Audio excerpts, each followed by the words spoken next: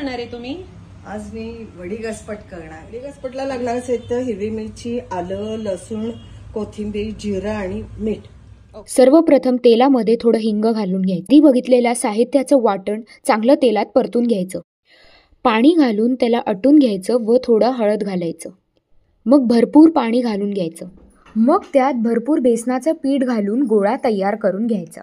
ताटाला जरा तेल लावून मिश्रण एक जीव करून घ्यायचं व थापायचं. वड्या तयार करून घ्यायच्या व खोबरं व कोथिंबीर घालून त्याला सजवायचं. खोबरं, टोमॅटो, लसूण, आलं आणि कोथिंबीर ह्याचा रस्सा करून घ्यायचा. याचा पेस्ट करून घ्यायचं व मिरची, मीठ, हळद घालून याचा रस्सा करून घ्यायचा.